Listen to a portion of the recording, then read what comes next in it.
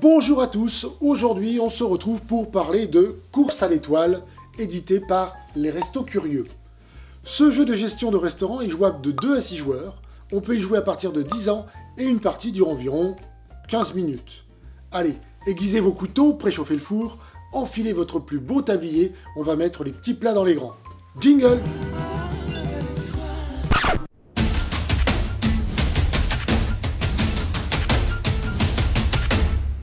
Course à l'étoile vous met dans la peau d'un restaurateur prêt à tout pour décrocher sa première étoile. Mais attention, derrière les fourneaux, ce n'est pas un simple concours de cuisine, mais une véritable guerre des restos. Recrutez des cadres en cuisine, l'élite du service en salle, décorez votre restaurant, proposez le menu le plus appétissant, mais surtout, soyez le premier à l'obtenir, cette étoile. Évidemment, c'est pas gratuit. À chaque tour, vos plats vous rapporteront des additions pour vous permettre de financer votre développement. Et là, vous vous dites donc, trop facile, gna gna gna gna, je cuisine des petits plats, je gagne de l'or, je m'agrandis, gna gna gna, mais non! Vos adversaires rôderont dans l'ombre, feront tout pour vous faire tomber, quitte à vous voler et vous saboter. Non, je n'exagère pas, certains joueurs cruels dotés d'un esprit malade et tordu n'hésiteront pas à recourir aux pires fourberies en faisant pleuvoir d'abjectes vilainies sur votre établissement, jusque-là irréprochable. On dirait qu'il m'en veut encore pour... Mais comment as-tu pu me faire ça? À moi, ton ami avec un grand A là. Je fais tout bien, je monte mon resto, j'ai la meilleure équipe, j'ai même refait la déco avec goût. Et voilà que tu me voles Enrico, mon chef cuistot préféré. Tu ne respectes donc rien, mon meilleur chef, Enrico. Mais c'était pour son bœuf bourguignon. Non, Judas, ne me parle plus. Sois maudit, toi, ta famille et tous tes descendants sur 9 générations. Un monstre insensible, voilà ce que tu es. Donc, comme je disais, le premier qui obtient son étoile remporte la partie. En parlant de la carte étoile, avant de passer à la mise en place, je vais vous présenter les différentes cartes du jeu. La carte Petit Resto, c'est votre petit boui-boui en début de partie. C'est l'établissement que vous devez transformer en restaurant étoilé en remplissant les objectifs de votre carte étoile. La carte étoile, elle indique vos objectifs de victoire. Ils sont différents d'un joueur à l'autre. Vous devrez gagner les points en cuisine, en service, en décoration, en renommée, qui sont inscrits dessus. Puisqu'on en parle, les cartes cuisine, service et décoration. Ce sont les cartes à acheter pour remplir les objectifs de la carte étoile. Sur chaque carte sont indiqués le nombre et le type de points remportés, ainsi que le coût en or pour la poser. Sur celle-ci, par exemple, je gagne 2 points de service et 1 point de renommée contre 4 pièces.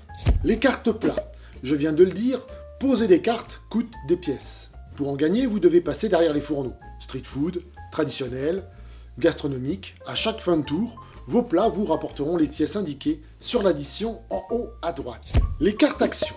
Inutile de vous préciser qu'il s'agit là des cartes préférées des fourbes, des sournois, des traîtres, de renans et de toutes les engences infernales du même acabit.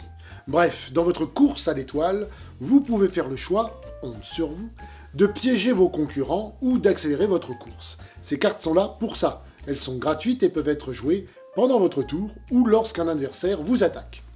Bon, maintenant que vous connaissez le but du jeu, passons à la mise en place pour, disons, 2 joueurs. Mélangez les cartes étoiles, puis les cartes petits resto. Chaque joueur tire au sort une carte étoile et petit resto, et les pose face visible devant lui. Mélangez le reste des cartes et distribuez-en 5 face cachée à chaque joueur. Formez une pioche avec les cartes restantes et placez-la au centre de la table. Créez la défausse en retournant face visible la première carte de la pioche. Distribuez 3 pièces à chaque joueur, le reste des pièces forme la banque. Voilà, vous êtes prêts à démarrer une partie. Le dernier à être passé derrière les fourneaux commence. Piochez 2 cartes et ajoutez-les à votre main. Vous pouvez piocher 2 cartes dans la pioche ou une carte dans la pioche et la première carte visible de la défausse. Jouez ensuite jusqu'à 3 cartes de votre main. Si vous jouez une carte plat ou développement, payez le coût nécessaire à son déploiement à la banque, puis posez la carte devant vous. Ce faisant, vous commencez à cumuler les points nécessaires à l'obtention de votre carte étoile. Pour les plats, comme tout bon restaurateur le sait, il n'est pas possible d'ajouter 2 plats identiques dans son menu. De plus, certains plats nécessitent des chefs expérimentés pour être cuisinés. Sans ces chefs, impossible de mettre le plat à la carte. Tu veux dire comme Enrico et son fameux bœuf bourguignon? Ouais, mais cause toujours, rigole. Mais la vengeance est un plat aussi, qui se mange froid, et pas besoin de chef étoilé. Pour terminer, vous pouvez jouer une carte action. Placez-la devant votre victime, face visible. Une fois que la carte a produit son effet, placez-la aléatoirement dans la défausse, en haut, en bas, au milieu du tas, c'est vous qui choisissez. Mais rappelez-vous, vos adversaires pourront piocher à leur tour la première carte de la défausse. À la fin de votre tour, s'il vous reste plus de 7 cartes en main, défaussez le surplus.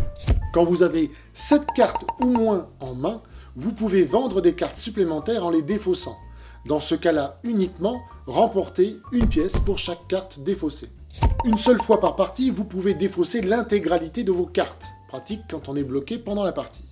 Prenez une pièce par carte défaussée et reconstituez votre main en piochant 5 nouvelles cartes. Vous avez tous joué, le tour est terminé, c'est la fin du service.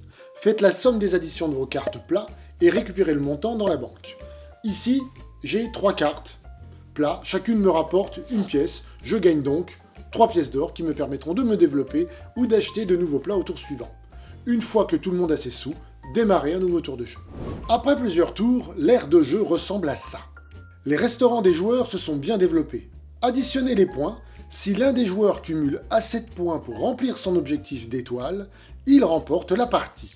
Ici, le joueur 1 doit avoir 3 points de cuisine, 3 points de service, 2 points de décoration et 4 points de renommée. C'est le cas, il remporte donc la partie. Voilà, maintenant vous savez tout sur Course à l'étoile. Ce jeu fun et rapide séduit autant les groupes d'amis qui veulent se tirer dans les pattes que les familles à la recherche d'un jeu simple et facile d'accès. J'espère que cette vidéo vous aura donné envie d'y jouer. Si vous souhaitez en savoir plus, je vous invite à consulter sa fiche produit sur abigames.fr. Le lien est dans la description. Pour ne pas rater la prochaine vidéo, abonnez-vous à la chaîne en cliquant sur la petite cloche. N'hésitez pas à liker la vidéo et à nous laisser un commentaire, ça nous fera plaisir et c'est toujours un bonus de plus pour la chaîne. Quant à moi, je vous dis à bientôt pour un nouveau jeu. Dis Pascal, tu m'en veux toujours pour Enrico?